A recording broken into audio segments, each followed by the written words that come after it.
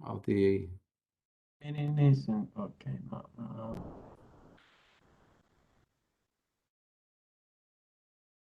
let's see here.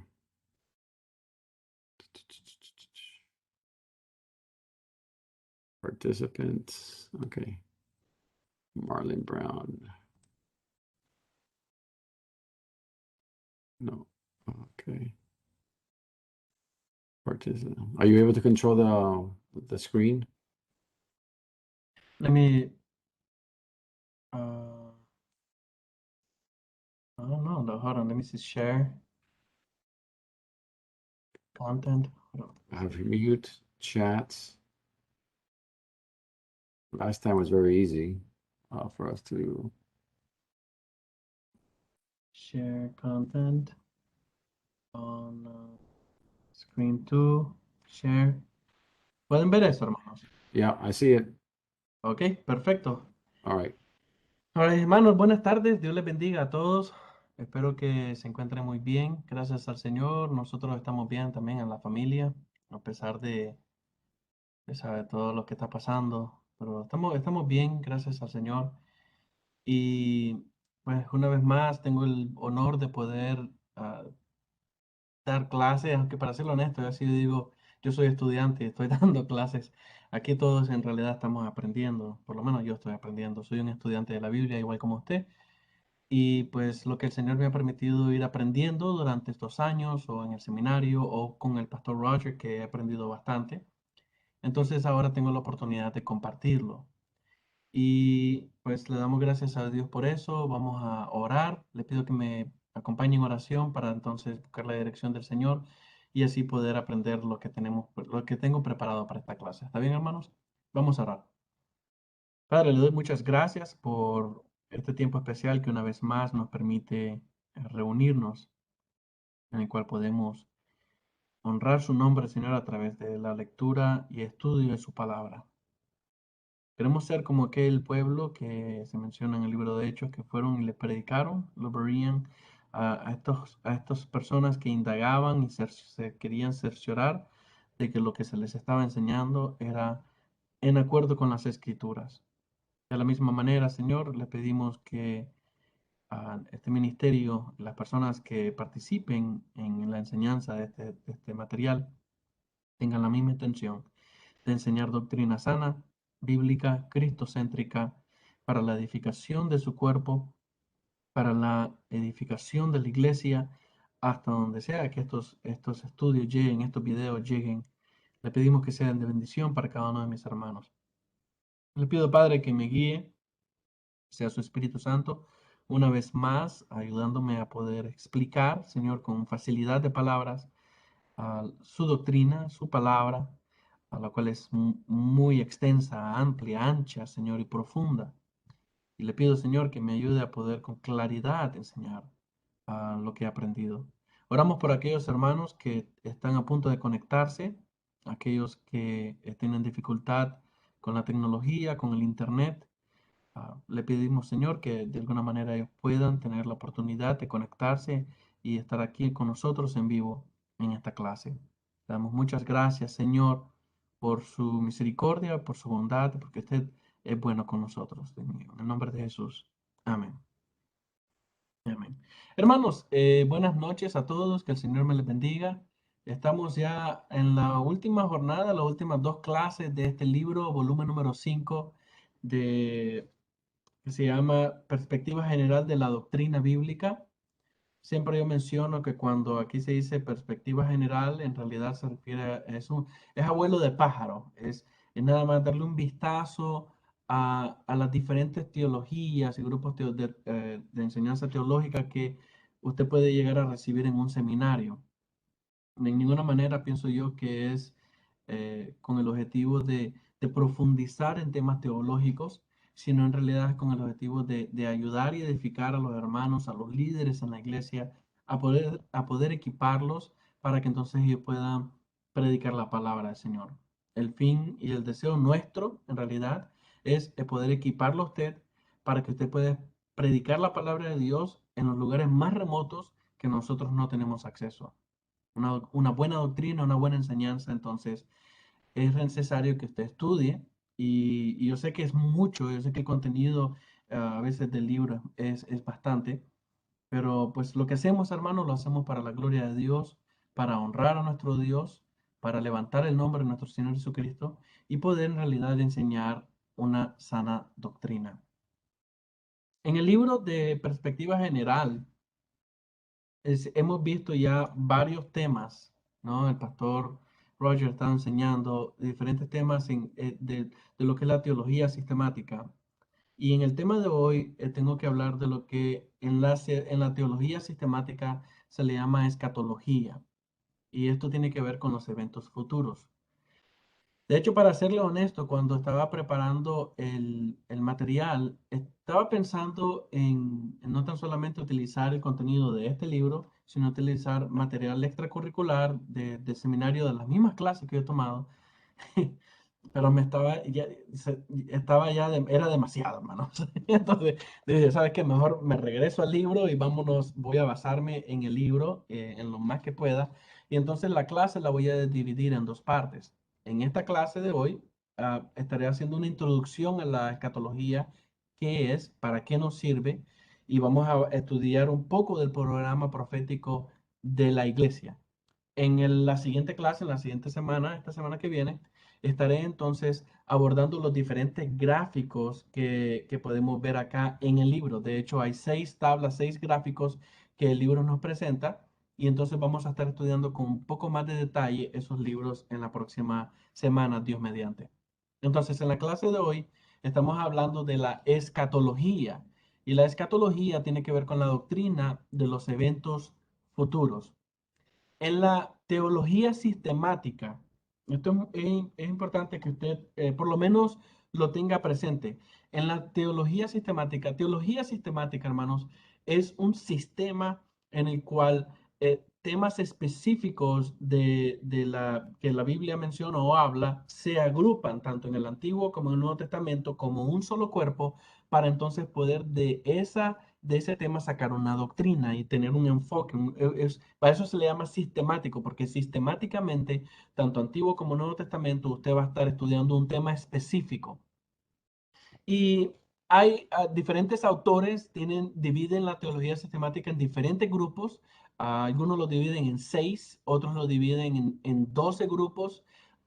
Yo lo tengo aquí dividido en 10 grupos, que son los generales. La teología sistemática son los temas generales. Por ejemplo, el tema de la escritura, es decir, la palabra de Dios en sí. La palabra de Dios le llaman la bibliología. Entonces, cuando estamos hablando, estudiando la palabra de Dios, ¿qué es la palabra de Dios?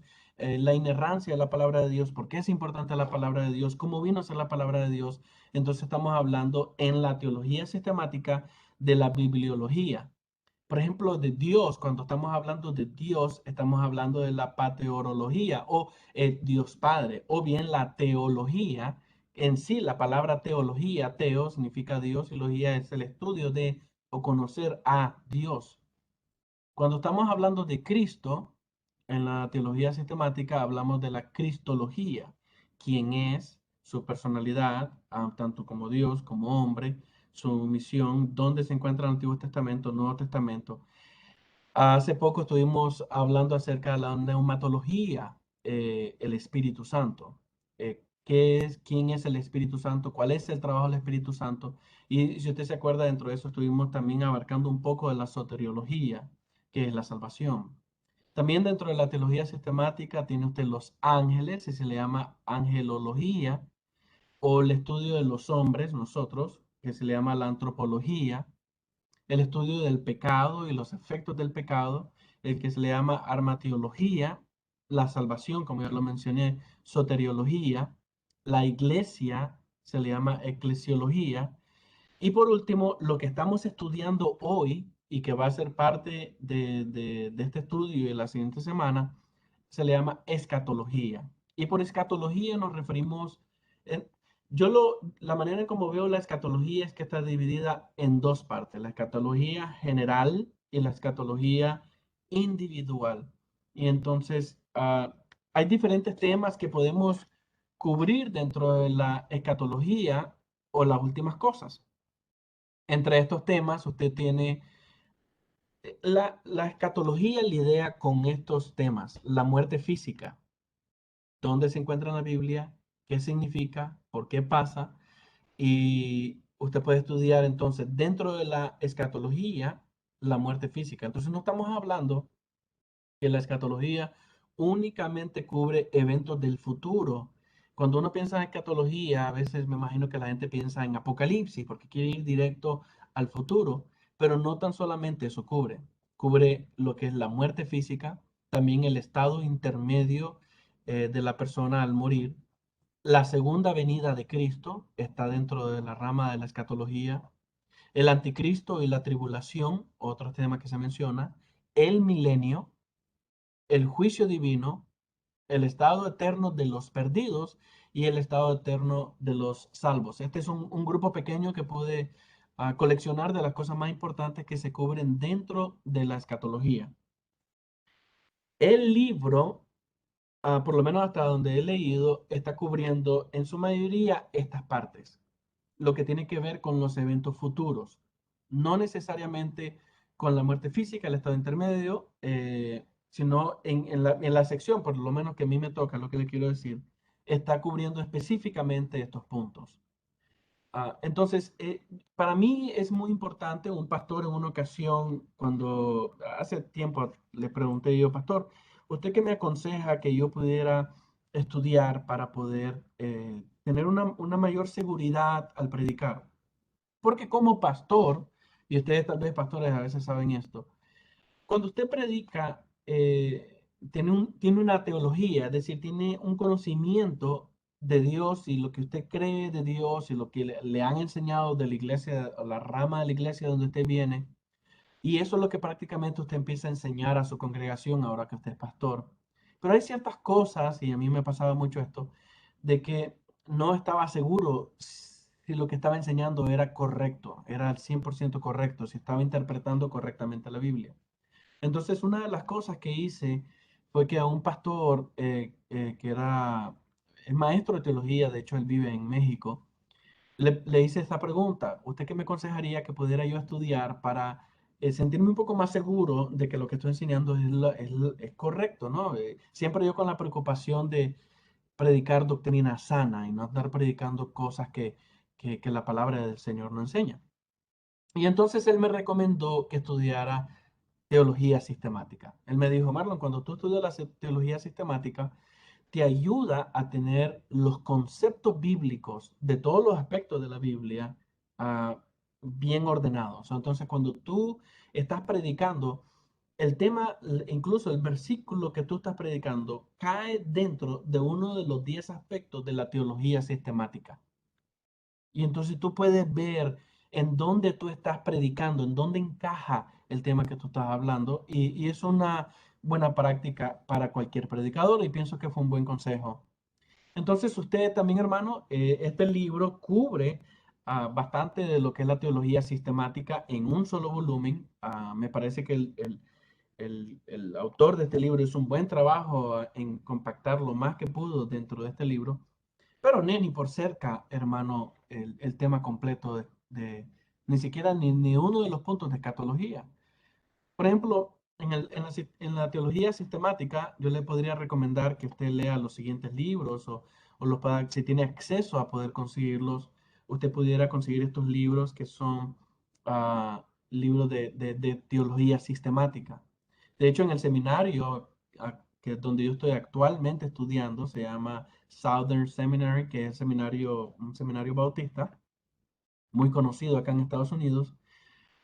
En la clase de teología sistemática, ellos tienen tres clases: teología sistemática 1, 2 y 3. Y uno de los libros que me recomendaron, o que es parte del currículum que yo tengo que estudiar, es el de Louis Berkhoff. Es el libro que tiene el primero, teología sistemática. Pero aparte de eso, tengo otros libros con los que yo utilizo, como la teología sistemática de Miller Erickson o la teología sistemática de Roland McCune, que son algunos de los libros. También tengo otros libros de teología sistemática que hablan específicamente solo de uno de las ramas de la teología sistemática, como escatología. Entonces, Hay libros que usted puede conseguir, tal vez incluso gratis en el internet si los busca o en precios rebajados si los puede encontrar, que vienen en volúmenes. Y un libro que hable solo de la soteriología, por ejemplo, puede ser un libro así de grueso y solamente está tratando un tema de los temas de la teología sistemática. Pero si usted no tiene acceso a eso, si usted no puede conseguir esos libros, entonces a lo mínimo que yo le recomendaría es, hermano, aprovecha este libro. Este libro es muy bueno y tiene condensada mucha información. Y una de las cosas que el autor hace es que pone la referencia bíblica, pero no pone el texto de esa referencia para poder ahorrar espacio. El trabajo suyo entonces es leerlo 2 o 3 veces por página o por punto para intentar entender de qué es lo que el autor está hablando y así poder sacar el mayor provecho a su estudio. La escatología tiene que ver con el estudio de las cosas futuras o las últimas cosas. Despliega el programa profético de Dios para los hombres, para Israel, para la iglesia y para todo el orden creado. Eso usted lo puede encontrar en la página 222 de su libro texto. Ahí en donde dice eventos del porvenir en la escatología. Esa es la naturaleza de la escatología. Tiene que ver con el estudio de las cosas futuras, pero también, como lo mencioné, una de las ramas de la escatología es que tiene que ver con qué es lo que pasa después de que uno muere. ¿Dónde va el espíritu? ¿Dónde va el alma? ¿Dónde estamos? ¿Qué es el cielo? ¿Qué es el infierno? En el Antiguo Testamento, por ejemplo, antes del priluvio tenían una idea vaga, no muy clara, de qué era dónde era el lugar que la gente se iba y se le llamaba el Seol. Ah, es la palabra hebrea utilizada para un lugar oscuro, un lugar donde las almas iban. Usted puede leer el libro de Job y él decía, después de la muerte no hay nada, todos van al Seol, cuando él se estaba quejando de sus penas, ¿no? De sus enfermedades. Pero después del diluvio, cuando se tradujo la Biblia hebrea al griego, que se le llama la Septuaginta, cuando se tradujo la Biblia original hebrea o hebreo al Antiguo Testamento griego, la Septuaginta, al Seol se le empezó a llamar el Hades. Y usted puede encontrar bastante esa palabra, el Hades, por ejemplo, en el libro de Proverbios, el libro de Eclesiastés menciona bastante esa palabra, y es el lugar donde van los muertos, dicen ellos. Entonces, la revelación de hacia donde nosotros vamos ha sido progresiva. Cuando usted llega al Nuevo Testamento, hay un entendimiento, perdón, más claro hacia dónde nosotros vamos y tenemos una mejor idea. Pero para serlo honesto, todavía hay muchas cosas que nosotros no entendemos del más allá, qué es lo que sucede literalmente cuando morimos, qué es lo que pasa literalmente en el momento que ya no estamos más en esta tierra y morimos, qué es lo que sucede, dónde vamos, cuándo vamos, todas esas, hay preguntas que todavía faltan por responder en la escatología y pienso yo que muchas de esas preguntas que por siglos las personas se han hecho no serán respondidas sino hasta en realidad cuando tengamos la completa revelación, cuando Cristo esté con nosotros. Pero otro tema de la escatología es que no tan solamente incluye lo que pasa después de la muerte, sino también los eventos futuros. Y cuando pensamos en eventos futuros, inmediatamente usted piensa en Apocalipsis, que es la revelación del futuro. Mateo capítulo 24, 25, el libro de Daniel, Ezequiel, y parte de Isaías, mencionan lo que pasa en los últimos días. Entonces, la escatología es el estudio del fin de los tiempos y en esto incluye la muerte, el estado intermedio de la persona, la vida después de la muerte, el juicio, el milenio, el cielo y el infierno. La palabra escatología viene de una combinación griega de palabras que significa el estudio de las últimas cosas. Cada uno de esos puntos que se menciona ahí son cubiertos dentro de la escatología en la rama de la teología sistemática. Entonces, como usted puede ver, entonces es mucho, es bastante contenido para poder estudiarlo, especialmente ahora en una sola clase. Pero haré lo posible, hermano. Isaías capítulo 2:2 menciona este concepto de los postreros tiempos. Dice, acontecerá en lo postrero de los tiempos, que será confirmado el monte de la casa de Jehová como cabeza de los montes. En los postreros tiempos, en ese tiempo más adelante. Miqueas 4:1 también dice, acontecerá en los postreros tiempos, vuelvo a utilizar esa frase, que en el monte de la casa de Jehová será establecido, y sigue el texto hablando, pero utiliza eso, está haciendo una profecía de los postreros tiempos, un tiempo en el futuro. También el libro de Primera de Pedro 1:20, el apóstol Pedro menciona eso, dice, ya destinado desde antes de la fundación del mundo, pero manifestado en los postreros tiempos por amor de vosotros. Entonces hay una mayor revelación de quién es Cristo y su salvación para nosotros, para los gentiles, para los judíos. Y esas revelaciones se han ido mostrando en los postreros tiempos. Pero aquí está hablando de nuevo de un futuro.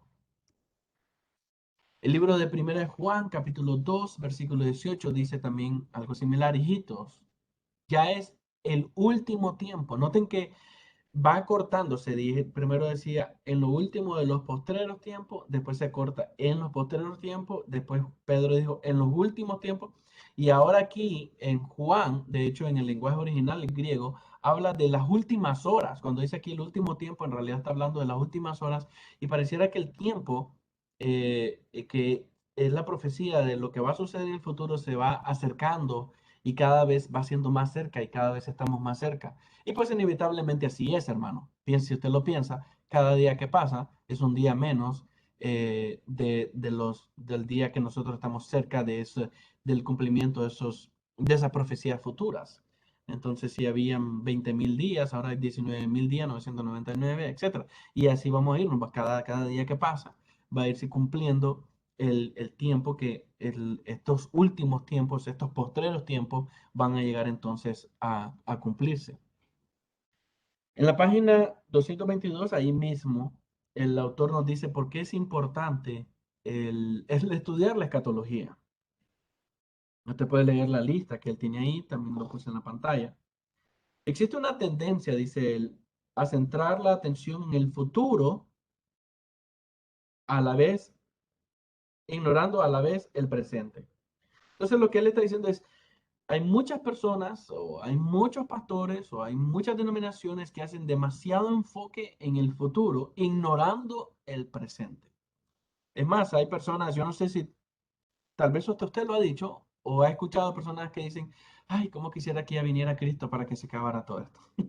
Entonces se enfocan en el futuro queriendo ignorar el presente, tal vez el sufrimiento del presente, las cosas que están en el presente. Y a veces muchas personas lo dicen de una manera muy egoísta, ay, cómo quisiera que Cristo viniera ya para que no tenga que levantarme a trabajar mañana, ¿no? Entonces, el enfoque pareciera es simplemente algo del futuro que eh, no estamos enfocándonos en lo que está pasando en el presente. Pero sin embargo, uno debe estar enfocado en los dos.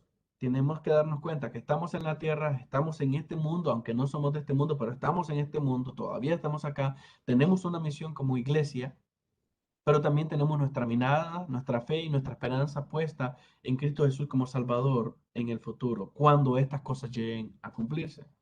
Entonces, la escatología a nosotros nos sirve en la siguiente manera. Número uno, ayudará a purificar nuestras vidas en el mundo de hoy. Porque cuando usted tiene una esperanza, hermano, de algo, lo que hace hoy no es en vano. Dos, nos preparará para el porvenir, porque entendemos que este no es nuestro fin, este no es nuestro mundo, esta no es la vida prometida en Cristo, sino que es una más allá adelante. Entonces sabemos que en este mundo podremos llegar a sufrir, pero estamos tranquilos, convencidos de que estaremos en un lugar mejor. De hecho, eso es lo que se dice cuando estamos en funerales, ¿no? Dicen, el hermano está en un mejor lugar. Siempre tenemos esa idea de la persona está en un mejor lugar. Entonces, estamos hablando del hecho de nos prepara para cualquier cosa, incluso pruebas, tribulaciones, dificultades. Esas son las cosas, el saber que lo que estamos pasando, estamos viviendo, no es en vano, porque tenemos la fe puesta en Cristo Jesús y sabemos que es real. Am, Hay una historia de los primeros cristianos cuando eran tirados en el Coliseo y los leones se los comían como entretenimiento, como parte de ese pueblo. Y una de las cosas que la historia graba de ellos era que cuando recogían los cuerpos de esos cristianos, el rostro de ellos no estaba lleno de terror, sino que hasta tenían sonrisa. Y se miraba en el reflejo de cuerpos quebrados, maltratados por los leones, devorados y a veces solo la mitad del rostro se le miraba a la persona, pero sin embargo tenían en su rostro una sonrisa y una paz que fue tan impactante que llegó a grabarse y el día de hoy nosotros lo sabemos en la historia de los mártires al principio de la iglesia. Entonces, el saber de que lo que nosotros tenemos hoy, lo que hacemos hoy, el sacrificio que hacemos, hacia dónde vamos, para qué lo hacemos, no es en vano, vale la pena, hermano. Y entonces la escatología nos ayuda a nosotros a no perder de vista por qué estamos haciendo lo que estamos haciendo. Cristo no es una historieta, esta no es una religión muerta, nuestra esperanza no es vana, nuestra fe no es en vana, lo que hacemos por Cristo no es en vano. Hay una razón por qué lo hacemos. Sabemos que la iglesia, cuando Cristo venga por su iglesia, va a ser recompensada por el trabajo que estamos haciendo. Los pastores que sufren, que tienen dificultades en su iglesia, que están cansados, que a veces no tienen ayuda de los demás, que a veces sufren, que a veces no tienen ni qué comer, o las personas que tienen dificultades y arriesgan sus vidas y sus familias en países y en aldeas y en lugares donde sabe que tienen riesgo por causa del evangelio, lo hacen con una paz, con un amor y con una dedicación, porque saben que lo que estamos haciendo, hermanos, no es en vano. Sabemos que lo que estamos haciendo lo hacemos porque estamos glorificando a través de nuestra vida y testimonio el nombre de nuestro Señor Jesucristo y un día Él va a venir por nosotros. Ahí es donde está nuestra fe anclada. Eso es lo que nosotros sabemos. También sabemos que la teología es importante porque promoverá la predicación del Evangelio. Al saber que Cristo viene, apura en nuestro corazón el deseo de predicar el Evangelio, por supuesto. No queremos que las personas se queden o que se vayan al infierno. Entendemos que una persona sin Cristo entonces no va a heredar una vida eterna, sino una separación eterna de Dios. Entonces, el tener claro el concepto del Evangelio y que ésta puede llegar a ser de salvación para muchos, entonces motiva en nuestro corazón el poder hacerlo. Si no pensáramos en esto, en los eventos del futuro, si no pensáramos en el hecho de que un día Cristo va a venir y nos va a pedir cuenta por estas personas que tuvimos la oportunidad de predicar, si no tuviéramos ese sentido, ¿verdad?, de urgencia de predicar el Evangelio, entonces no tendría sentido la escatología, pero entonces en esa parte la escatología nos ayuda porque nos pone los pies en la tierra de saber de que nuestra vida no se trata simplemente de trabajar y trabajar y trabajar. Eso por lo menos lo que yo le digo a mis hermanos en la congregación. Está bien que trabajes, por supuesto. El libro de Eclesiastés dice que esa es parte de nuestra vida debajo del sol, en esta tierra, pues es el trabajar, el comer, el beber y disfrutar de la familia.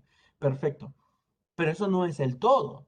El mismo autor, el mismo Salomón, al final de Eclesiastés, capítulo 12, en los últimos dos versículos, dice, en resumen de toda su quejadera, en resumen, dice él, el propósito del hombre es obedecer a Dios, honrar a Dios, a amarle con todo su corazón. Entonces, nosotros sabemos pues que en este sentido la escatología es muy importante para nosotros.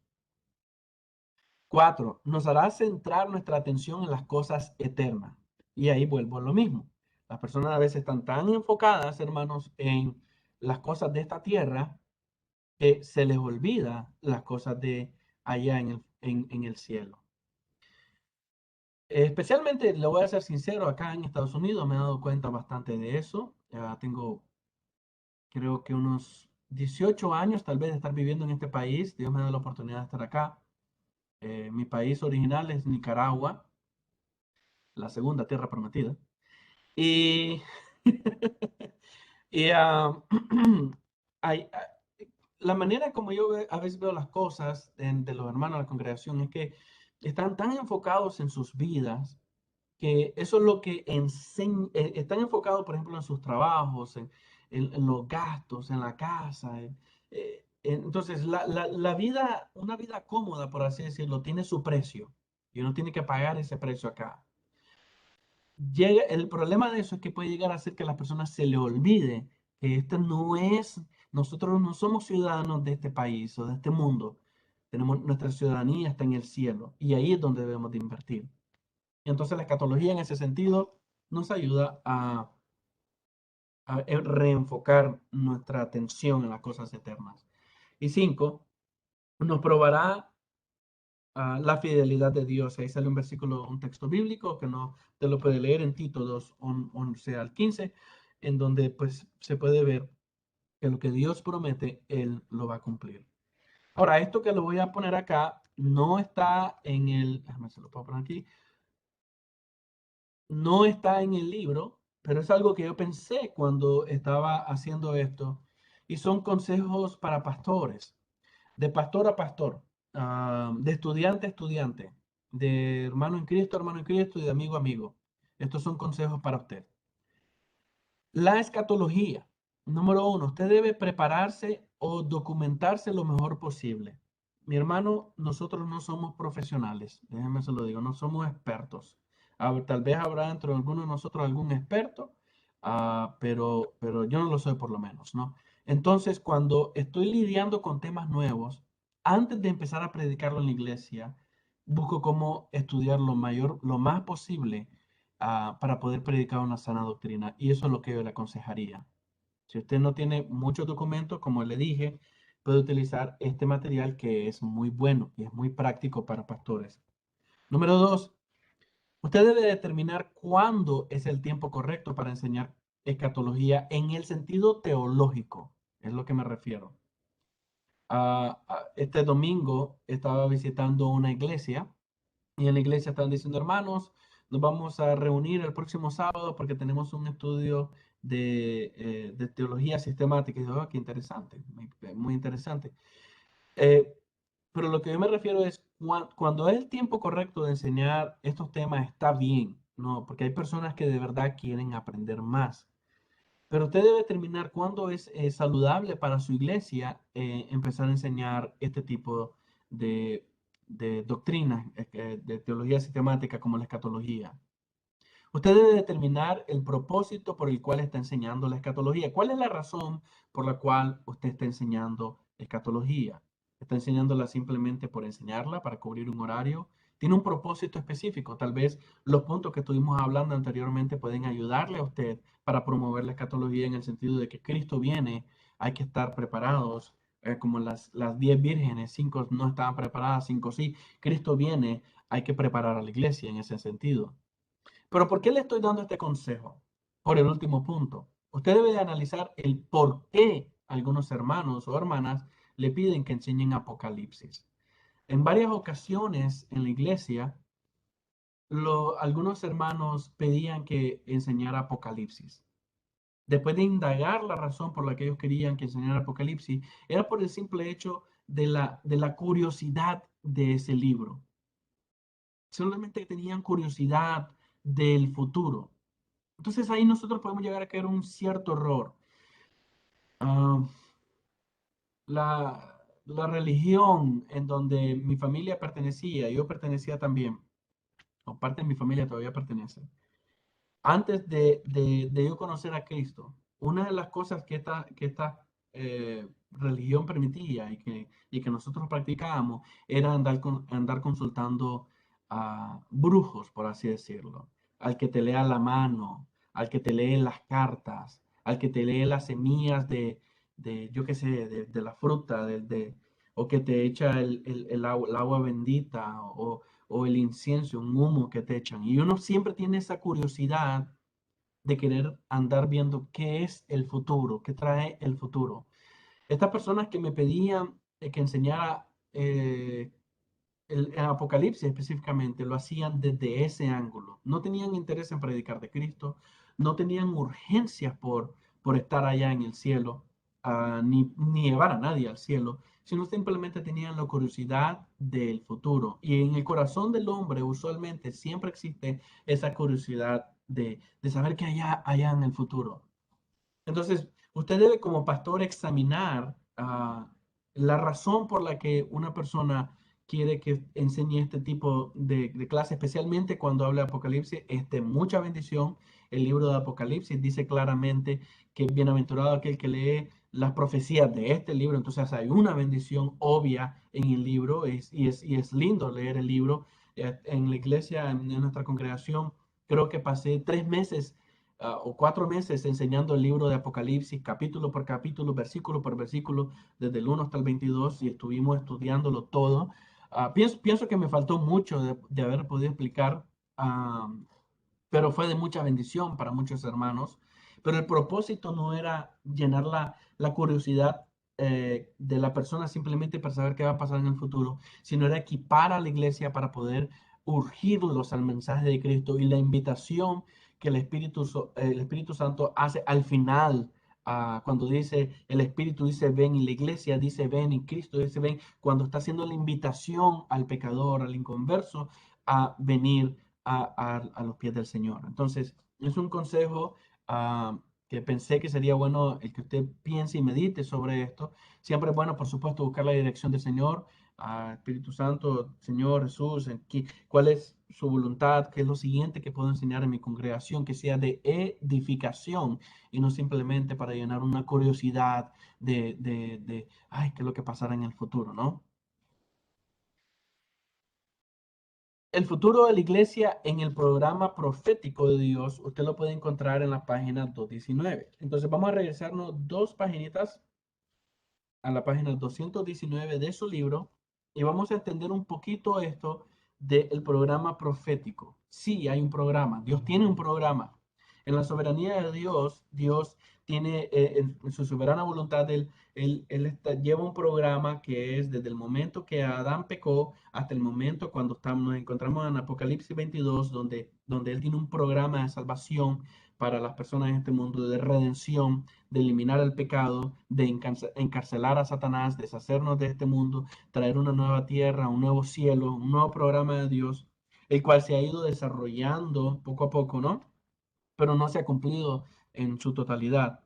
Y entonces, cuando usted lee la escritura, el autor aquí en su libro de texto empieza con esto de la escatología aclarando lo que es el futuro de la iglesia en el programa profético de Dios en contraste con el programa profético de Israel, la nación. Entonces pensé que sería bueno incluir eso como parte de esta introducción a la escatología en la clase de hoy.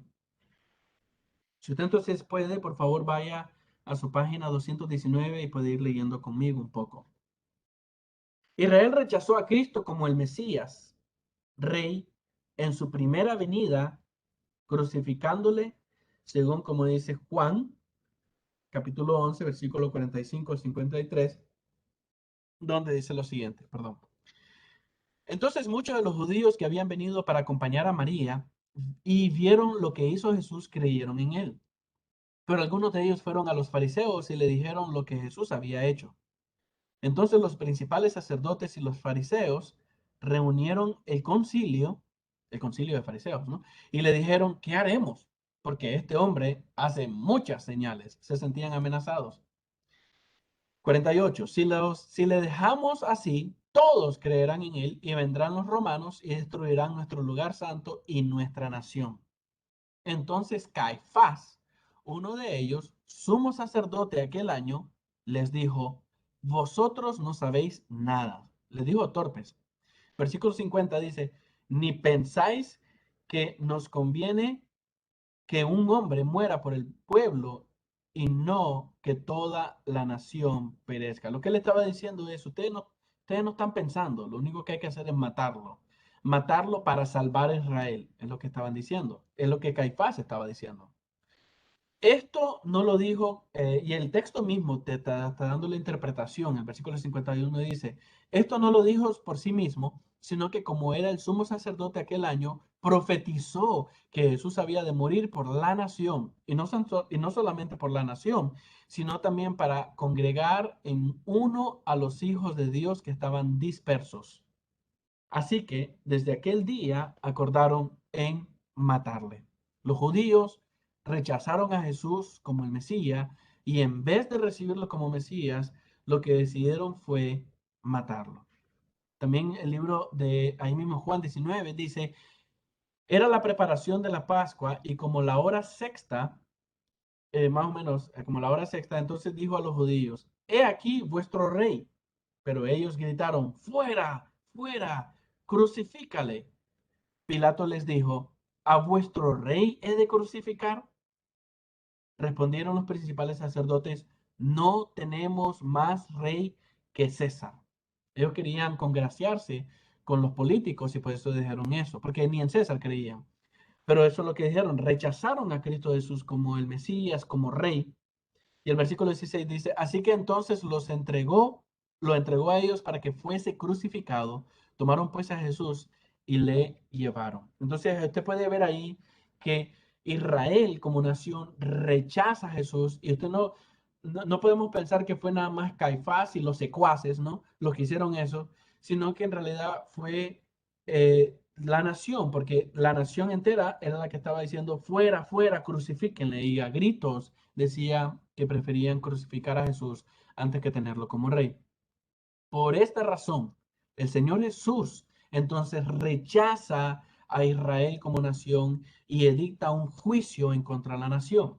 Marcos capítulo 3, versículo 31 al 35 dice lo siguiente, vienen después sus hermanos y su madre y quedándose afuera, ¿se acuerda de esa historia, verdad, hermano? Que María y sus hermanos le dijeron a Jesús que viniera, enviaron a llamarle.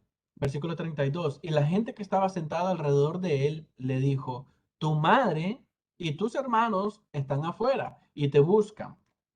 Él le respondió diciendo, ¿quién es mi madre y mis hermanos? Y aquí viene el rechazo de Israel en este sentido bíblico. Y mirando a los que estaban sentados alrededor de él, le dijo, he aquí mi madre y mis hermanos, porque todo aquel que hace la voluntad de Dios, ese es mi hermano y mi hermana y mi madre. Entonces está hablando que la nación como Israel, no por ser israelita, no por tener la sangre de Israel judío, entonces les daba el derecho de heredar el reino de Dios, sino era todo aquel que hace la voluntad de Dios que tiene el derecho de ser llamado hermano, hermana o madre de Jesús. En este caso nosotros, pues no somos madre de Jesús, pero somos hermanos de Jesús, ¿no? Jesús también pronunció un juicio contra Israel, la nación, en Lucas 19, el 41 y 44, donde Jesús llegó a una ciudad y al verla dijo lo siguiente, cuando llegó cerca de la ciudad, al verla lloró sobre ella, diciendo, oh, si también tú conocieses, a lo menos en este tu día, lo que es para tu paz, mas ahora está cubierto de tus ojos.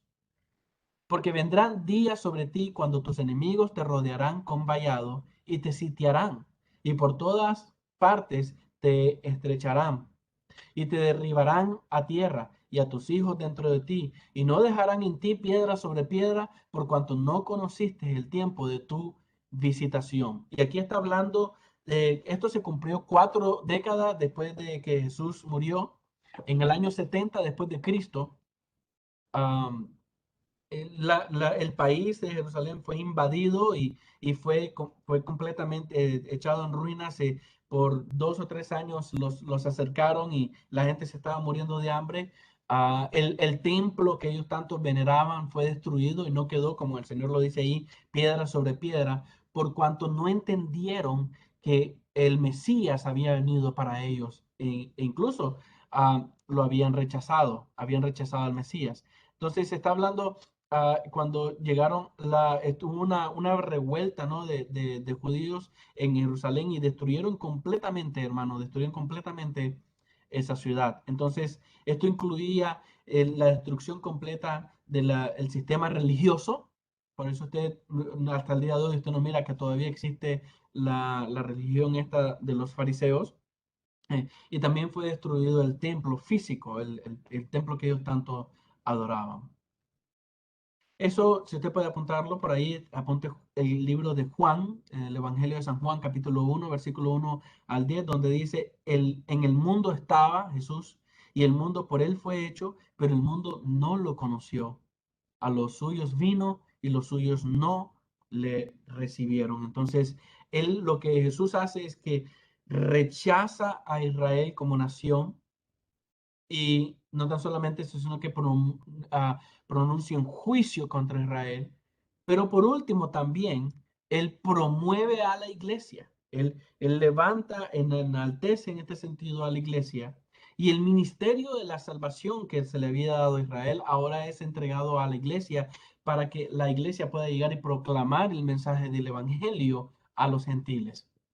En Mateo 21, 33 al 46 dice, Jesús contando una parábola, dice lo siguiente, oíd otra parábola.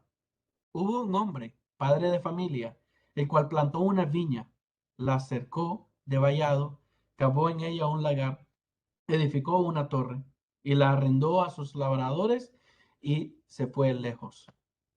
Cuando se acercó el tiempo de los frutos, envió sus siervos a los labradores para que recibiesen sus frutos. No te bien lo que está diciendo.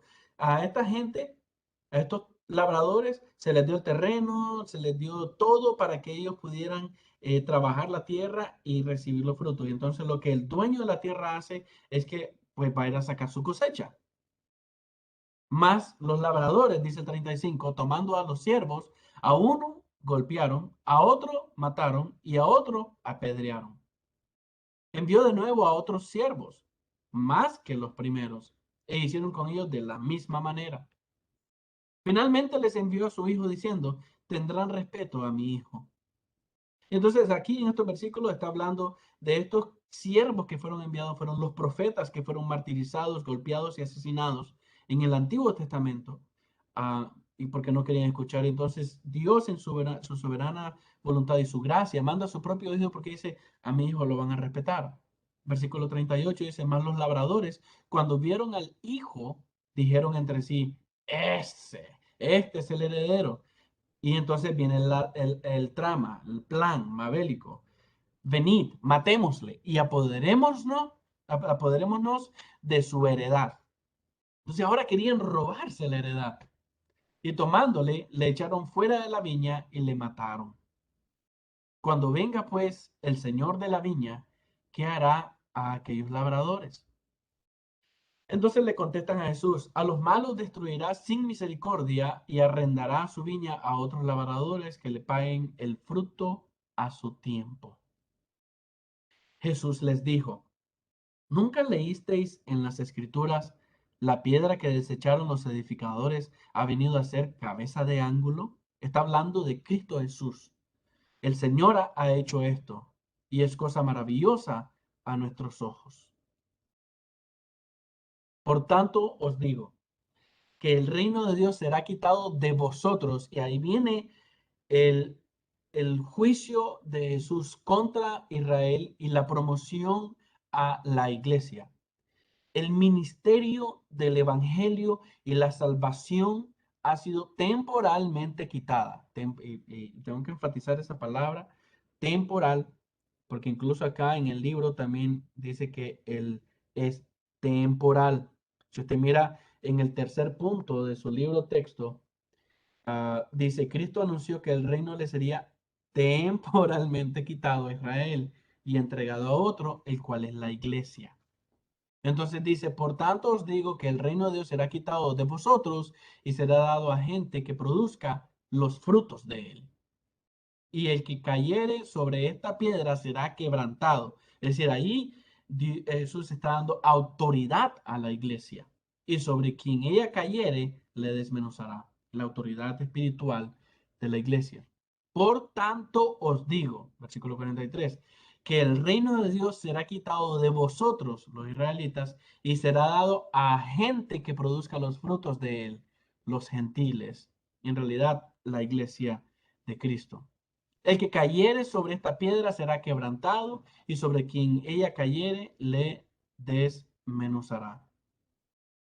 Y oyendo sus parábolas, los principales sacerdotes y los fariseos entendieron que hablaban de ellos. Entonces estaba claro, ellos estaban conscientemente entendiendo de que el ministerio del evangelio, del cual los fariseos muchos se enorgullecían y llamaban a cualquier otra persona perros, porque no sé si usted sabe, pero los religiosos del tiempo de Jesús le llamaban a los gentiles, que seríamos en este caso nosotros, perros, nos llamaban perros, porque no éramos dignos de esta promesa de salvación, solamente los judíos.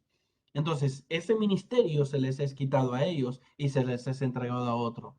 Por esa razón, pero al buscar cómo echarle mano, temían al pueblo porque éste le tenía por profeta. Ellos ya de ahí tenían la trama de entonces juzgar o matar a Jesús.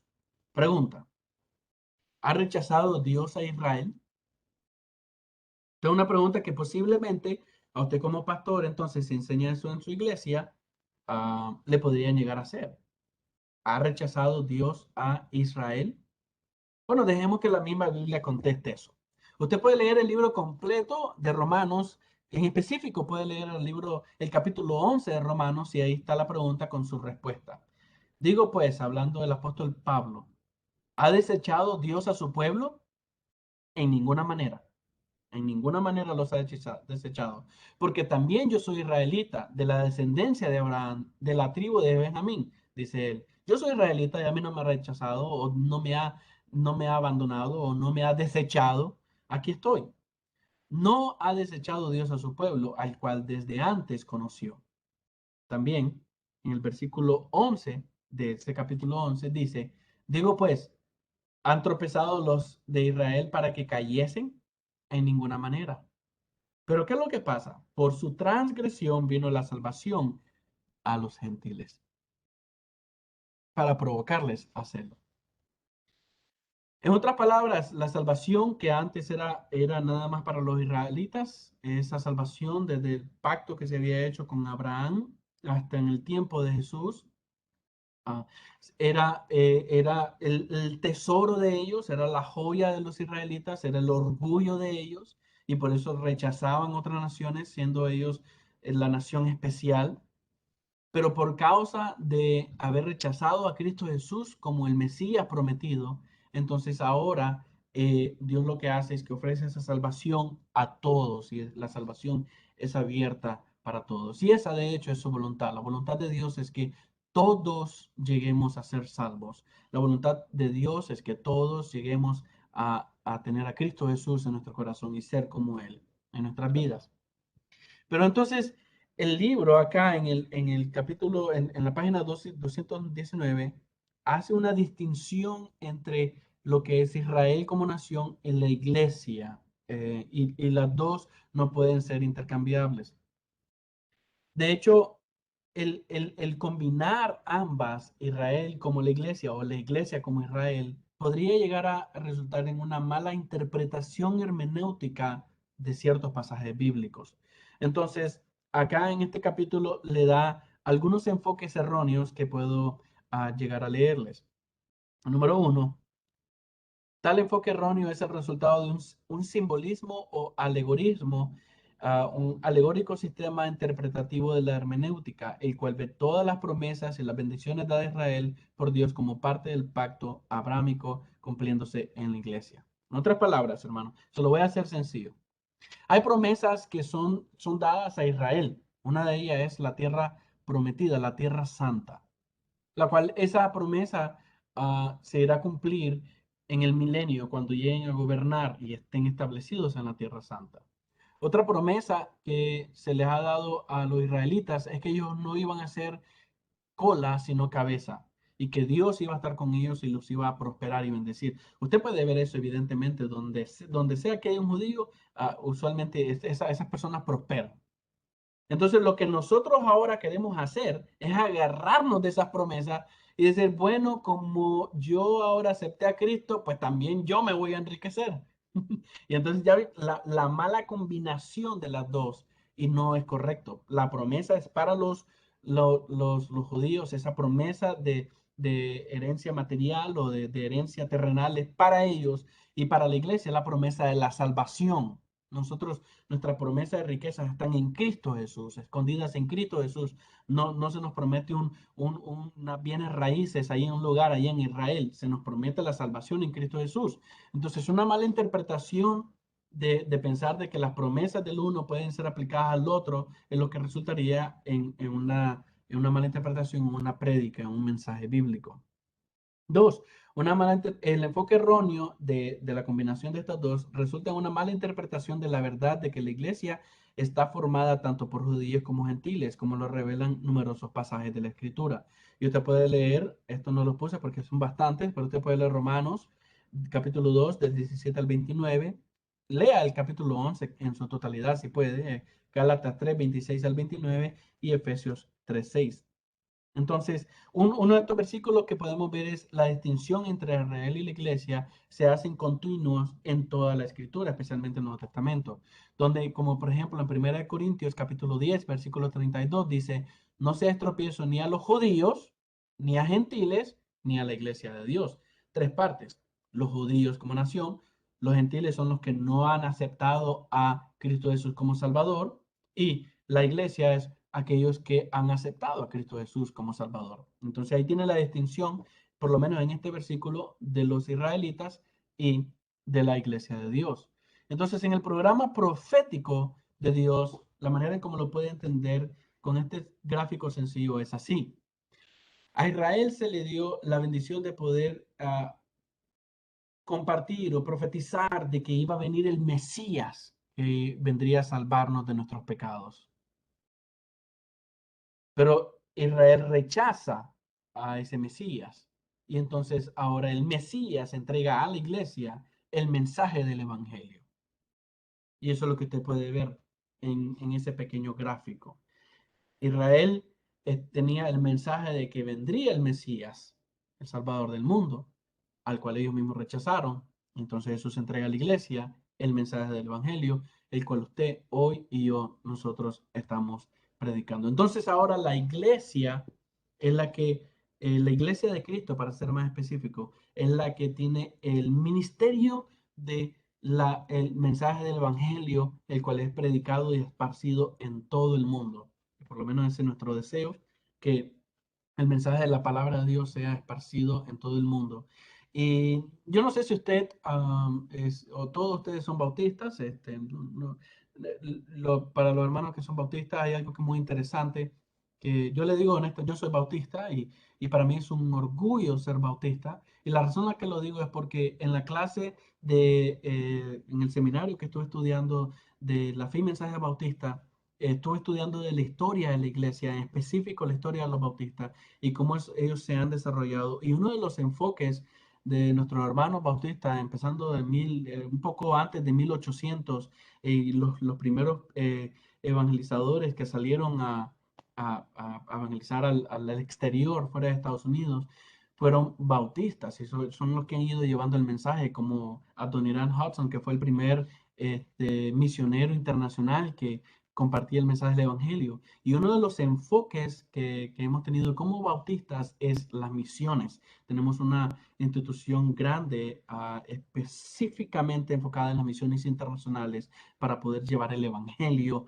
a todos lados. Entonces, el enfoque nuestro, hermanos, es el predicar el Evangelio. Ahora, por supuesto, los presbiterianos también tienen un enfoque, tienen asociaciones o presbiterios en los cuales hacen lo mismo, los hermanos pentecostales tienen lo mismo, ¿no? Pero estoy hablándolo desde el ángulo como bautista que soy.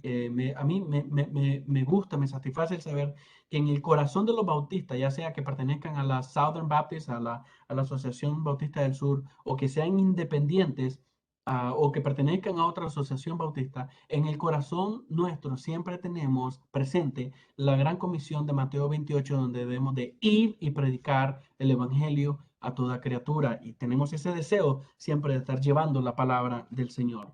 No podemos callarnos, hermanos. Entonces, en el programa profético para la iglesia tenemos lo siguiente. Esto lo puede leer en la página 220. Número uno, que la iglesia proclame el evangelio. Durante la era de la iglesia, que la era de la iglesia viene siendo desde Pentecostés hasta el arrebatamiento. Pentecostés ya pasó, el arrebatamiento no ha pasado todavía. estaré en más detalles en eso más adelante en este estudio de escatología. Pero Pentecostés fue el día cuando el Espíritu Santo descendió y capacitó a la iglesia y los hizo hablar incluso en lenguas, lenguajes, idiomas, para poder predicar el evangelio a cuantas personas habían ahí en Jerusalén el día de Pentecostés, en la celebración que estaba ahí. Y sigue ese movimiento, no ha parado hasta el día de hoy. La iglesia, no Israel, es el instrumento escogido por Dios para proclamar a todas las naciones el evangelio de la salvación y ser el cuerpo de Cristo, representante acá en la tierra. Somos los embajadores de Cristo acá en la tierra. Usted puede leer versículos como Colosenses 1, del 24 al 29 y 2 Corintios 5. La iglesia es la temporal, de nuevo la palabra esa, temporal, inmodificada representación del reino de Dios en la tierra durante la presente edad. Ahora, ¿por qué yo sigo diciendo temporal? Porque yo le voy a decir por qué. Porque nosotros no podemos llegar a crearnos ese orgullo que una vez los judíos tuvieron cuando Jesús estaba aquí en la tierra, que se sentían tan orgullosos de su religión y de su sistema que hasta rechazaron al mismo Mesías. Nosotros no podemos, porque tenemos la bendición y la responsabilidad de llevar el evangelio, entonces esto no nos hace mayores o mejores que los israelitas. Dios tiene un plan profético con ellos que se va a cumplir con los israelitas. Siguen siendo la nación escogida de Dios, el pueblo predilecto de Dios sobre todas las naciones, pero a nosotros se nos ha dado la bendición de poder proclamar, el evangelio. Cristo, dice acá, regresará súbitamente para atraer a su iglesia a sí mismo, señalando así el comienzo del periodo de la gran tribulación para Israel y el resto del mundo no salvo. Esa parte de la gran tribulación, Israel y todo eso, vamos a tratarlo con más detalle en la siguiente clase, hermano, cuando ya les ponga los gráficos y podamos hablar bien del programa que nos presenta el libro de Apocalipsis. Punto número 2, que la iglesia sea representada a Cristo como su esposa inmaculada. Entonces, una de las diferencias entre Israel y la iglesia es que la iglesia es la esposa de Cristo. Y como esposa, yo, yo no, yo a veces me intento imaginar cómo es eso, hermano. Porque para serlo honesto, yo no logro captar bien, ¿no? Para empezar, soy hombre, ¿no? Entonces llamarme esposa se escucha medio raro, pero entiendo en el sentido espiritual que soy la esposa de Cristo, los privilegios que tiene la esposa. Por ejemplo, mi esposa tiene acceso a todo en mi vida, literalmente a todo. Todo lo que yo tengo, todo lo que yo es mío es de ella, todo el acceso mío es de ella. Todo, a veces cuando estamos dialogando de hacer cosas, ella me pregunta, ¿puedo hacer esto? Le digo, tú no me tienes que preguntar, lo mío es tuyo, lo tuyo es mío, somos uno. Entonces usted se imagina el privilegio como iglesia que vamos a tener en el cielo cuando sepamos que vamos a estar con Cristo, pero tenemos un lugar especial como la esposa del Cordero, el Hijo de Dios. Es algo increíble. Digo, ¿qué significará esto para nosotros ahí en el cielo? De tan siquiera solo imaginarme lo que esto significa es tremendo, hermano. No soy suicida, tengo que siempre aclarar esto. No tengo pensamientos suicidas ni nada por el estilo, pero a veces en serio que me da ganas de estar en el cielo más que estar acá en la tierra por el simple hecho de imaginarme cómo será esa vida en Cristo Jesús, el lugar que llegaremos a tener en Cristo Jesús. Entonces la iglesia es representada como la esposa inmaculada de Jesús. En la cena de la gran boda, ¿usted nunca se ha imaginado eso? Yo cuando me pongo a pensar en el cielo, me imagino una mesa larga, llena de comida, ¿no? Estoy pensando yo en la comida, pero llena de comida y con mucha gente, con mucha fiesta. Imagínese que lo que la palabra de Dios nos enseña es que Jesús mismo nos va a servir. Cuando nosotros deberíamos de servirle a Él, pero el lugar especial, me refiero yo, que la iglesia tiene, es un privilegio tremendo. En la cena de la boda del Cordero, la esposa de Cristo es la iglesia. Es el amoroso regalo del Padre al Hijo por su obra redentora. Imagínense que la iglesia es el regalo de Dios Padre a Cristo Jesús. Y nosotros pues somos parte de esa iglesia. Punto número 3, que la iglesia glorifique y sirva a Dios para siempre. Esa otra cosa que yo estoy buscando. En inglés dicen, I'm looking forward to it. Es algo que yo pienso constantemente, el estar sirviendo al Señor Jesús y hacer eso por la eternidad, el gozo que debe haber, ¿no? La distinción para la iglesia que durará al menos hasta que dé el comienzo el estado eterno de las cosas. Y usted puede leer los versículos que se mencionan ahí. En la página 221 usted tiene pasajes claves sobre la iglesia en el Nuevo Testamento. Este es un resumen, por cierto, no una lista exhausta de todos estos textos bíblicos. Pero, por ejemplo, Mateo 16 habla de la fundación de la iglesia. Usted puede entonces empezar a estudiar un poco más en la teología sistemática la iglesia, ¿no? Ahí lo tiene. Mateo 18, la disciplina en la iglesia. Juan 13 al 17, instrucciones a la iglesia, la historia de la iglesia, la práctica de la doctrina en la iglesia, soluciones de los problemas en la iglesia. Usted tiene esa lista que puede usted tener ahí en el libro, en el subtexto libro en la página 221. Ahora, quiero que en su página, ya para terminar, vaya a la página 228, por favor. Vamos a saltarnos los gráficos, porque los gráficos los estaré enseñando la próxima semana, Dios mediante. Definición de términos escatológicos, términos que estaré utilizando, y es bueno que usted se familiarice con esto. La mayoría de esto usted ya lo sabe porque es el lenguaje de la iglesia, es el lenguaje de los pastores y usualmente lo predican, pero tal vez habrá uno ahí que puede aclararse la definición de ellos. Es importante que al estudiar Apocalipsis en específico, usted pueda comprender algunos de los términos claves, como la segunda venida de Cristo. La segunda venida de Cristo es la vuelta corporal de Cristo a la tierra, primero en gloria como juez y después como rey. No, aquí no está hablando del arrebatamiento de la iglesia, hermano. Eso no es la segunda venida de Cristo. Ese es el arrebatamiento, que ahí también está eso, el segundo punto. Cuando estamos hablando de la segunda venida de Cristo, es Cristo viniendo físicamente aquí a la tierra nuevamente. Físicamente, que la gente otra vez lo van a poder ver. El arrebatamiento, reunión instantánea de toda la iglesia existente en la tierra para el encuentro con Jesús en los aires y estar para siempre con Él. Cada vez que tengo la oportunidad de viajar en avión, me refiero, es lo que es la imagen que siempre tengo en la cabeza. Es decir, qué tremendo saber que un día estaré aquí en estas nubes sin necesidad de esta maquinota. El saber de que un día el Señor nos va a llamar un soplo, en un párpado de ojo, en un abrir y cerrar de ojos. La palabra de Dios dice que Cristo Jesús va a venir por su iglesia. Los que están muertos en Cristo serán levantados primeramente y después junto con ellos los que todavía estamos vivos, si usted está vivo para este tiempo, seremos arrebatados. La palabra arrebatar es una palabra griega que en realidad significa arrebatar con violencia, ¿no? Sacar, sacudir de la tierra a los creyentes en Cristo Jesús, a la iglesia, sacarlos de acá y reunirnos con Él en el cielo literalmente. La tribulación es el periodo de 7 años que antecede a la segunda venida de Cristo, en el cual habrá gran sufrimiento y angustia sobre la tierra a la medida que Dios derrama su ira prometida contra el pecado. Y hay un programa que usted lo puede leer de Apocalipsis capítulo, si no me equivoco, es el 6 hasta el 19, donde, o 7 y 19, se desarrolla todo el programa de lo que va a suceder durante estos 7 años. El milenio es un periodo de 1000 años revelado en Apocalipsis capítulo 20, durante el cual Cristo reinará sobre la tierra dando cumplimiento al pacto con Abraham y con David y al nuevo pacto. Será un periodo de paz, prosperidad y de justicia. Entonces aquí estamos hablando de 1000 años, por eso se llama milenio.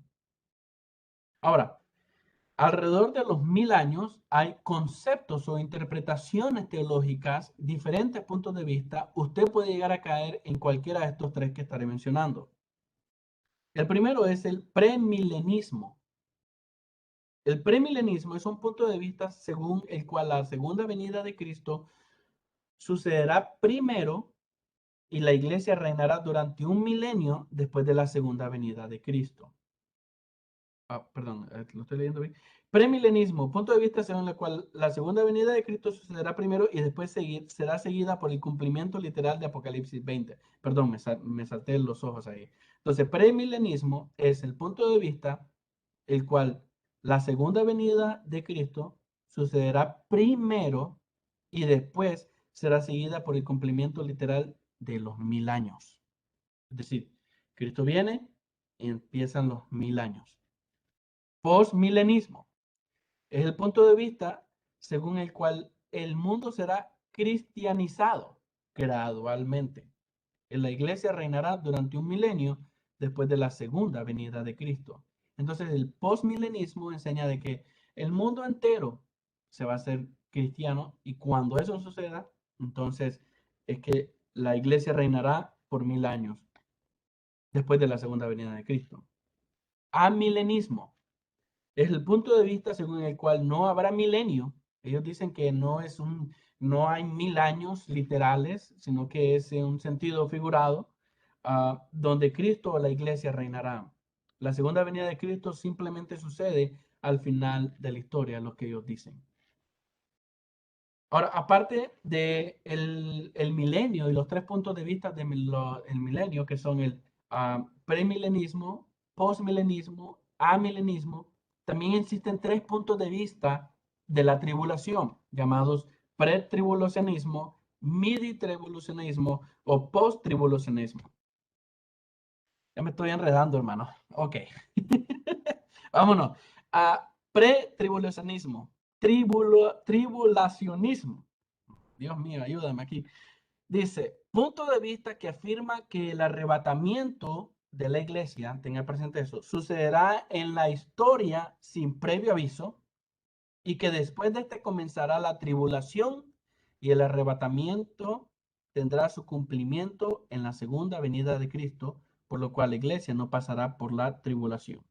Ese es el pretribulacionismo, tribulacionismo. El midi-tribulacionismo es el punto de vista que afirma que el arrebatamiento sucederá en la mitad del periodo de la tribulación, es decir, a los 3 años y medio de los 7 años, pero la segunda venida de Cristo sucederá al final del mismo. Por lo tanto, la iglesia no pasará por la segunda mitad de la tribulación. Es decir, el midi-tribulacionismo dice que la iglesia va a pasar por los primeros 3 años y medio, pero justo a la mitad de los 3 años y medio, la iglesia es arrebatada. Y por último, el post-tribulacionismo es el punto de vista que dice que el arrebatamiento coincidirá con la segunda venida de Cristo al final de la tribulación. Por lo tanto, la iglesia pasará por la gran tribulación. Aquí, el punto de vista que usted tenga del el milenio, ya sea premilenialista, postmilenialista, amilenialista, o de la tribulación pretribulacionista, tribulacionista o midi-tribulacionista o post-tribulacionista, depende en mucho de la influencia de la congregación donde usted creció, para serle sincero. En la iglesia donde usted empezó y le enseñaron, es usualmente el punto de vista que uno tiene. Pero usted tiene uno de estos dos, uno de estos 3 o 6 puntos. Usted encaja en uno de estos 6 puntos. O es premilenialista, postmilenialista o amilenialista. Y también encaja uno de estos 3 puntos, que es pre, midi o post-tribulacionista. Entonces, usted o entiende, tiene concepto de que sí van a haber 1000 años y que Cristo en su segunda venida viene primero y después pasan los 1000 años, o que pasan los 1000 años y después viene Cristo, o que no hay 1000 años, que todo es algo espiritual o un sentido figurado. Una de esas 3 posiciones es posible que usted tenga. Y en cuanto a la tribulación, ya sea pre, midi o post, significa pre al inicio de los 7 años, midi al medio de los 7 años o post al final de los 7 años. Usted debe tener algún concepto en el cual piensa que la iglesia va a ser arrebatada al inicio de los 7 años, a la mitad de los 7 años o en realidad al final de los 7 años. Usted se va a encontrar con personas que tienen esos puntos de vista, ¿no? Entonces, en la siguiente semana, Dios mediante, hermanos, están en la clase 5. En la siguiente semana, Dios mediante, estaremos hablando acerca estaremos hablando, perdón, acerca de estos puntos de vistas. eh, y estaré haciendo un gráfico. De hecho, ya tuve un gráfico que estuve utilizando con nuestra congregación para poder enseñarle eso. Y es muy similar. De hecho, me alegré de ver que era bastante similar al gráfico que tienen acá en su libro de texto en la página 223. Y estaremos hablando un poquito más acerca del programa según Apocalipsis, ¿no? Entonces, no sé, este es el momento que si usted tiene alguna pregunta o algún comentario, nos lo puede hacer. Si no puedo responderla, aquí está el pastor Roger con nosotros y nos puede ayudar a responder alguna pregunta que espero tal vez usted tenga.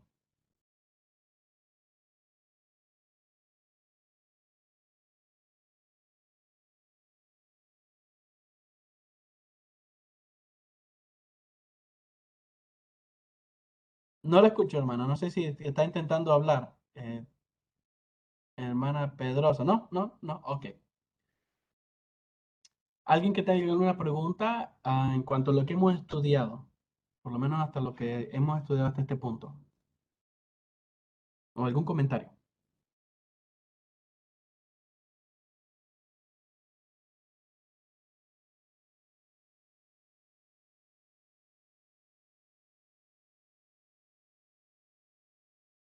No, solamente quería, y muy buena clase, gracias, Pastor Marlin, añadir que aparte de esas tres posiciones, hay una posición que en los últimos 20 años se ha hecho bastante popular aquí en los Estados Unidos, que es la posición de la preira de Dios. Y la idea es que tenemos el concepto de que la iglesia sería arrebatada antes de la tribulación, en la mitad de la tribulación o al final. La posición de la preira encaja el arrebatamiento de la iglesia entre la mitad de la iglesia, de la tribulación y, y al final. O sea, digamos unos meses, 6 meses antes del final de la tribulación, que serían los últimos ayes, ¿verdad? Porque usted sabe que están los sellos, las trompetas y los ayes o las copas, ¿verdad? Que van intensificando los juicios en el libro Apocalipsis. Entonces la posición de la preira, the pre-wrath, se llama en inglés, es que está la ira del hombre, que sería la primera parte de la tribulación, pero que la ira de Dios es la ira de la cual Dios va a arrebatar la iglesia. O sea, la iglesia no pasará por la ira de Dios, pero sí pasará por la ira del hombre. Entonces, es una posición que algunos de los instructores en nuestro seminario sostienen. Algunos de nosotros, el director, Marlon y yo, no sostenemos esa posición, pero hay otros que sí la sostienen. Así que es una de las posiciones doctrinales o teológicas donde discrepamos entre los mismos instructores aquí de nuestro seminario sobre eso, pero la idea es que está la ira del hombre, los sellos, las trompetas, pero las copas, los ayes y las copas es donde entonces se demuestra la ira de Dios. Y es de la ira de Dios que Dios va a proteger la iglesia o arrebatar la iglesia. Y sería entonces pensando en un juego de fútbol americano que tiene 4 partes: first quarter, second quarter, third quarter and fourth quarter. El arrebatamiento sucedería en el tercer quarter hacia el comienzo del cuarto, el último periodo del juego. Así que solamente quería añadir ese último aspecto que el pastor Marlon y yo hemos ya compartido sobre ello, pero por lo menos yo estoy abierto a esa posibilidad. Yo siempre he sostenido que la iglesia no pasará por la tribulación porque la naturaleza o el propósito de la tribulación no es para la iglesia, es para preparar a Israel para la venida del Mesías y traer juicio sobre la iglesia, sobre el mundo que ha rechazado al Salvador. Y entonces la iglesia será protegida durante los 7 años de la tribulación. Pero entiendo que hay nuevas posiciones y de verdad son bien detalladas los argumentos que se presentan para cada una de estas posiciones. Así que aquí le estamos dando solamente un vistazo sobre las diferentes posiciones arguyendo sobre una posición que es la posición que toma el autor de aquí, de este libro, que la iglesia no pasará por la tribulación, pero tenemos que entender como estudiantes del seminario que la gente que toma otras posiciones o tienen otras escuelas interpretativas no son bobas, no son personas que no han estudiado, han estudiado bien y han preparado bien su sistema en la escatología sobre el arrebatamiento. Y también, si hablamos del milenio, hay buenos hermanos en la fe, reformados y otros, que no sostienen un reinado literal de Cristo de 1000 años, sino sostienen la posición amilenialista, que Cristo está reinando ahora y que el milenio es ahora, es desde el principio de la iglesia, cuando Cristo resucitó de entre los muertos, y no habrá un milenio en el futuro, que el número de 1000 ahí en Apocalipsis es un número simbólico, pero no representa literalmente un periodo histórico donde Cristo va a reinar. Y de nuevo, yo rechazo esa posición también y tengo mis razones hermenéuticas o interpretativas por las cuales lo hago, pero todo eso lo digo que tenemos que ser bien sensibles y amorosos hacia otros que van a sostener diferentes posiciones. Y cuando llegamos especialmente a la doctrina de la escatología, tenemos que ser muy eh, cariñosos y pacientes y entender de que hay hermanos y escuelas y denominaciones que toman diferentes posiciones, pero lo importante para nosotros como seminario es la centralidad de la cruz del Calvario de Cristo, el Evangelio y el discipulado, y eso es lo que nos une a nosotros como estudiantes.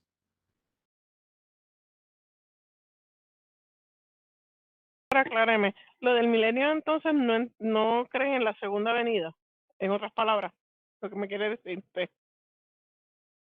Yo creo en la segunda venida, no estoy, quiero que me aclare por lo que escuché, que el milenio no cree en la segunda venida, es lo que me está diciendo usted. Es que no entendí, me quedé como que... No, ellos creen en las personas que rechazan el milenio como el 1000 años literales, sí creen en la segunda venida. Lo que no Ok, creen, lo que no creen es que literalmente va a haber en el calendario 1000 años. Sí creen, ok. pero rechazan el concepto de 1000 años históricos o literales, en donde Cristo literalmente va a estar acá en la Ok, tierra. estaba, ok.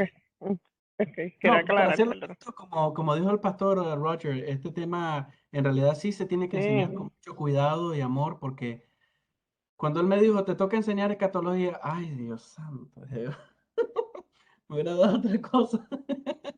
Porque es sensible.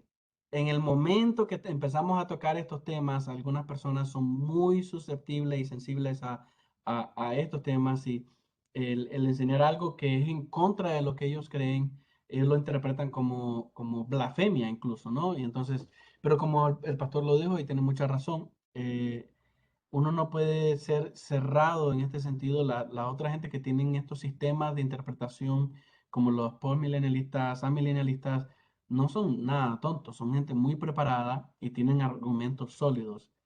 De hecho, yo le digo, si yo me pusiera a discutir con uno de ellos ahora, no sabría ni cómo responderle porque son gente bien preparada.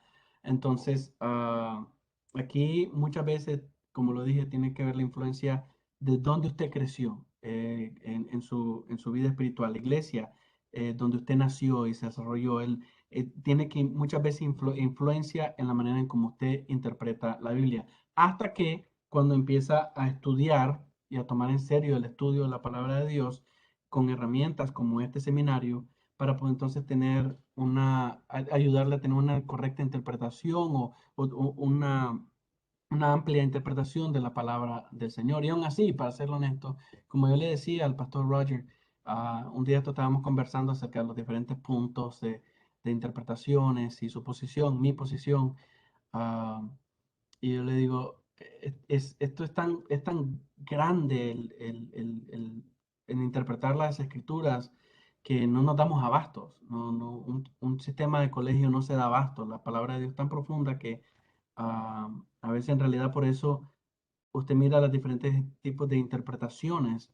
Pero al final yo pienso, si yo estoy en lo correcto o estoy equivocado en ciertos puntos, con tal de que no afecte eso, la doctrina cardinal, que no afecte mi relación con Cristo, que no me haga parar de predicar el Evangelio y compartir con los demás, Entonces yo digo, los hermanos con indiferencias, ustedes y yo podemos tener indiferencia, podemos ir caminando predicando el evangelio, hermano. Esa es la verdad. Hace 2 años atrás yo tenía una hermana en Cristo, vive en una ciudad acá que se llama Okeechobee, ella falleció de cáncer.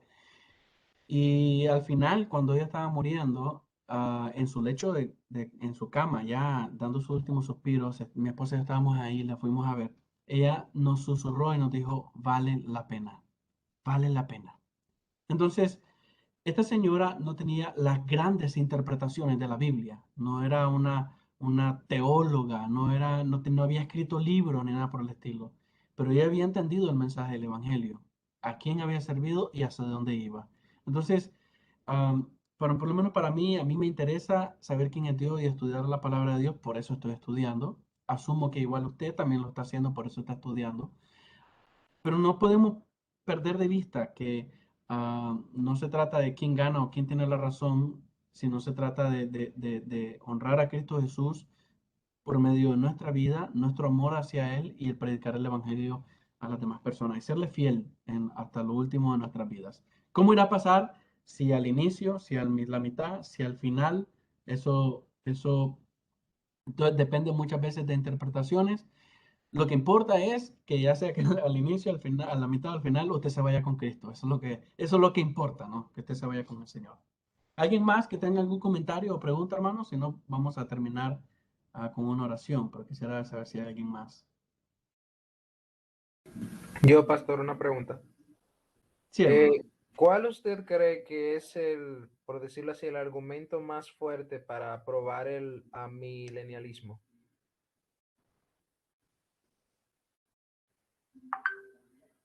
¿Cuál es el argumento más fuerte para comprobar el amilenialismo? Sí, Ok, si no me equivoco, el pastor me puede corregir, Pastor Roger, pero uno de los argumentos que ellos utilizan es la historia de la iglesia. Desde el momento del Pentecostés, en el primer siglo, en el segundo siglo, la persecución de la iglesia, el tercer siglo, que se ha venido dando, cada siglo ellos lo interpretan como una etapa en donde se han ido cumpliendo estas profecías que se encuentran en el Apocalipsis en cierta manera. Entonces lo que ellos dicen es que la manera como ellos lo interpretan o defienden, por así decirlo, su posición, es utilizando la historia de la iglesia desde Cristo hasta el día presente. Pastor Roger, ¿usted qué piensa? Eso es lo que yo entiendo. Entonces ellos utilizan la historia. Ellos van y sacan la historia así, de la plaga tal fue del año tal al año tal, y la copa tal fue del año tal en año tal, y interpretan de esa manera que es la manera como ellos defienden. Entonces para ellos el milenialismo es un sentido espiritual de algo que la iglesia ya pasó. Mientras que los premilenialistas no creen en eso, creen en 7 años literales y en especialmente los 3 años y medio, en los segundos 3 años y medio, ah, donde literalmente van a haber plagas, donde literalmente va a ser derramada la ira de Dios en esta tierra. Después de ello, la segunda venida de Cristo, después de eso los 1000 años, Satanás es encarcelado, después de eso Satanás es suelto por última vez para engañar a la tierra, se va a armar una guerra tremenda, después de eso Cristo vence esa guerra y la gente es enjuiciada y se acabó el pecado. En un resumen, pues. Pero eso es, hermano. No sé si, ojalá te haya contestado tu pregunta, hermano José. sí, pastor. Ahí más o menos. Ok. ¿Alguien más? Ahora, si ustedes me preguntan, le voy a ser sincero. Yo soy premilenialista, mi posición es premilenialista. Yo creo que Cristo va a venir por su iglesia, vamos a ser arrebatados en el cielo y eso va a dar inicio a la gran tribulación o la tribulación, los 7 años. Creo que van a ser 7 años literales. Pienso que los primeros 3 años y medio es donde se están poniendo las bases del anticristo. Después de eso, en los segundos, la mitad de la segunda parte de los 3 años y medio es donde va a haber, donde van a haber todas las plagas que se mencionan en el libro de Apocalipsis, los sellos, los rollos, las copas, todo eso. Ah, y en cuanto la tribulación, yo conversaba esto con el pastor, a veces no estoy tan seguro, es decir, yo pienso que la iglesia no va a pasar por la tribulación, pero por iglesia quiero definir, me refiero a los grupos de hermanos que están cuando Cristo arrebata a la iglesia, a eso me refiero. Pero sí sé que a mitad de la gran tribulación se mencionan gente que van a ser decapitada y que van a entrar al cielo porque no se decidieron poner la máscara a la bestia. Al final de los 7 años también se menciona en el libro de Apocalipsis otro grupo de personas que fueron salvos. Entonces, yo no sé si ahí, ¿cómo cambiaría mi posición en cuanto a la tribulación? Si soy pre, midi o post, ah, ¿cómo se llama? Tribulacionista. No estoy muy seguro, pero lo que yo sé o lo que yo entiendo es que la iglesia hoy, antes de que Cristo venga y lo arrebate, es la que no va a pasar por la gran tribulación, sino que vamos a ser arrebatados en el cielo. En la tierra tiene 7 años que se va a estar desenvolviendo todo esto de la tribulación, la gran tribulación. Y al mismo tiempo en el cielo está el trono, el asiento de Cristo, el juicio de Cristo hacia a la iglesia, la boda del Cordero en el cielo. Entonces hay dos, pareciera que paralelamente están corriendo estos dos eventos, uno en el cielo, el otro en la tierra, en el programa Cristo con la iglesia y acá en la tierra desenvolviéndose todo el programa con Satanás y sus secuaces. Después de eso, Cristo viene por la iglesia, perdón, Cristo viene a la tierra después de esos 7 años, encarcela a Satanás, pasan 1000 años que yo creo que son literales. Después de esos 1000 años, ah, Satanás es suelto, engaña a Satanás una vez más a la gente en la tierra, y hay un juicio, la guerra que se va a desarrollar entre Cristo y la humanidad. Después Cristo vence. Después de eso, en Apocalipsis 19:20, está el juicio de Dios Padre hacia la humanidad. Satanás, el infierno, el dragón, la religión falsa, todo eso son echados al lago de fuego. Y la iglesia, bueno, la iglesia, Cristo, nosotros gobernaremos y viviremos con Él eternamente. Esa es mi posición en cuanto a la escatología, en cuanto a los eventos del futuro. Puede ser que en algunas cosas esté equivocado. Puede ser que mi posición cambie conforme vaya estudiando, vaya comprendiendo mejor, pero en los últimos más de 25 años es la posición que he mantenido.